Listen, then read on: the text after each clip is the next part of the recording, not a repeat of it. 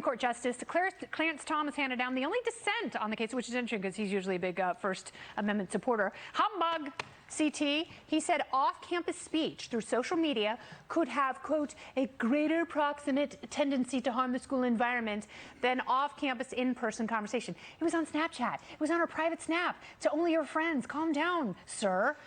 Does he have a point, or is he just getting in Lady Liberty's way? Luscious Lady Liberty. Let's get into it with tonight's party panel. Let's finally meet them. We've got Ricochet Editor-in-Chief John Gabriel. I don't have one. Curses! Good job there. We've got Versus Media podcast host and the Spectator USA contributor. It is a conservatarian reunion. Stephen L. Miller is back. And we've got Democrat strategist, radio host, and Fox News contributor Leslie Marshall. Welcome, everyone. Woo! Great to have me. Great to be here. Great to have all of you having me here. So, John, I will start with you. What does this decision say about the jurisdiction of schools and what many school districts and teachers unions, the power grab that they have been going for the last few years?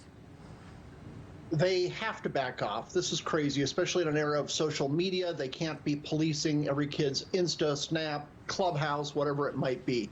It's crazy. I'm surprised this wasn't unanimous. And like you, I'm surprised that Justice Thomas didn't join the majority on this.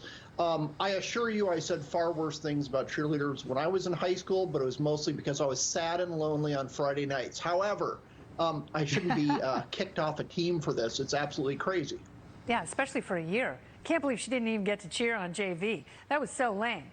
So, Stephen, what does this say about where we are as a country in terms of free speech?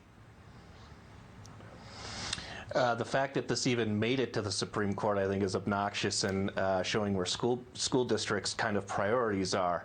I mean, if we're going to start telling girls that they can't, young girls, they can't use profanity, like New Jersey girls are screwed. If I would have had this girl's power when I was in high school, trust me, I would have abused it way worse than she did. I think Breyer got this absolutely right.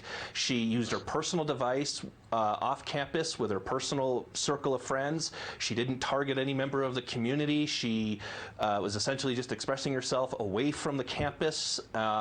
This is just a 14-year-old girl being a 14-year-old girl, and this is, again, the public school district being nannyism. Yeah, and they're the ones who filed the suit with the Supreme Court, because the lower court, as I said a little bit ago, they were the ones who ruled in favor of Brandy. So, Leslie, you talk a lot. Yeah, priorities. Yeah, Leslie, you like the First Amendment, right? Love it. Absolutely. Love this ruling.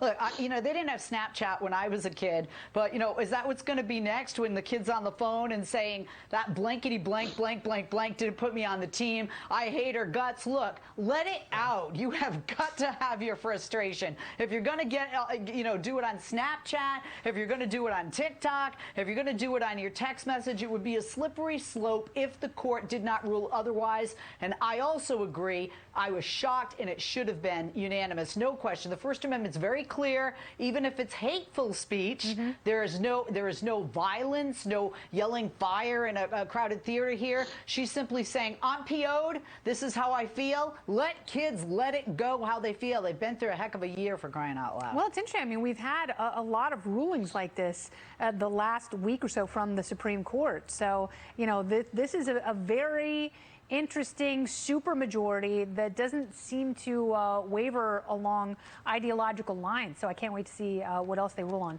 So the fight over rules for transgender students and the inclusion of critical race theory in curriculum has put parents in Loudoun County, Virginia on edge, leading to a very raucous school board meeting yesterday. Very emotional. Watch this. You're teaching children to hate others because of their skin color, and you're forcing them to lie about other kids' gender.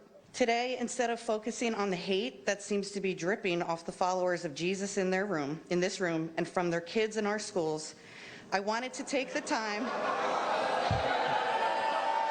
Oh, wait. I can wait. I can wait.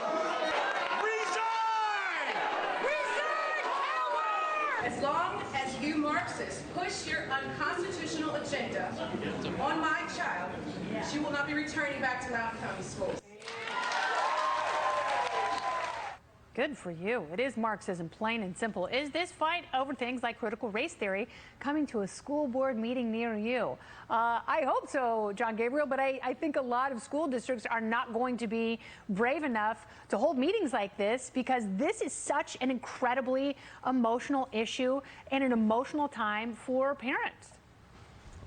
Yeah, this already happened in southern Arizona, a suburb of Tucson called Vail, Arizona. They had maybe the first blow up in the country, but it wasn't this sustained because these school boards, like you say, they don't want to deal with this. And also, Arizona is kind of a leader in school choice. My girls have attended traditional public schools and charter schools. There are many private school options as well, and parents just won't put up with it. And thankfully, the public schools around here have been quite good, quite adaptive, because they know they have competition. That's the promise of school choice. Just giving a little bit of competition, and it's really tough, though, in states where the teachers union has so much control. So, sorry, this is the government of the people, by the people, and for the people, or at least allegedly that's what it is, and these parents have every right to control what's taught to their children. Yeah, there's a guy fighting with a couple of sheriff's deputies. I don't think it's going to end well for him. I don't think there are going to be any protests in his honor. So, Stephen, but isn't this kind of the parents' fault? A little bit. This didn't happen in MAGA country. This happened in Loudoun County, Virginia. Loudoun County voted 61% for Joe Biden. It went 55% for Hillary Clinton. It went 53% for Barack Obama. So this is a deep blue district, and part of it is hopefully parents are coming around to what they're voting for. And, you know, I know that there's people in media, NBC reporter specifically said that this is an AstroTurf movement. This is just fake. This is all just conservative groups doing this. Well, if the conservative groups are in Loudoun County, then you guys should be worried that you have another Tea Party insurgency on your hands, and you're going to get wiped out in 2 years. That's a great point, but I do appreciate all the parents of every stripe standing up saying they don't want their children conditioned to only see race and to hate other people. And I feel for them. That's not how we're supposed to be raising our kids. I thought we were supposed to be raising them to judge people on the content of their character, and that seems a little bit far down the list, right there with math and science, right there at the bottom. But Leslie, I do have more sympathy for some of these transgender kids, because I feel like they are caught in the middle of an emotional debate, and for them, it's a no-win situation. Well, it's interesting what you just said, Kennedy, was talking about tolerance, right? Tolerance toward other people, regardless of their skin color, their religion. Can we throw in sexual orientation or the gender that they identify with? Years ago, this is how homosexual children, especially any children or teachers with AIDS, were treated. I'm not surprised to see this. I am surprised with critical race theory. I think a lot of the people are reading headlines and not really reading what it is about or what's being taught. No, it's when they read about it, then they're really shocked. It's neo-racism and Marxism. Yeah, absolutely. No, I don't. The more you read about critical race theory, the more you see what it really is, and that's when parents get really, really pissed off about it. Because if you just hear this, you're like, oh, that's nice. Yeah, equity, that's a great word. Yeah, I want equity. Yeah, that's equality, right? No, that's not equality. That is redistribution in a different form.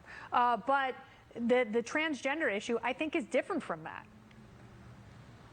Well, I don't, because I think, they're saying on the one hand, you're going to hate all white people, or you're going to hate all the white students. Well, what is not being tolerant of somebody who is transgender? What is not being sympathetic or toward a child and how they identify? Trans children have it very difficult in America today, and in 2021, that's a pretty poor statement and reflection.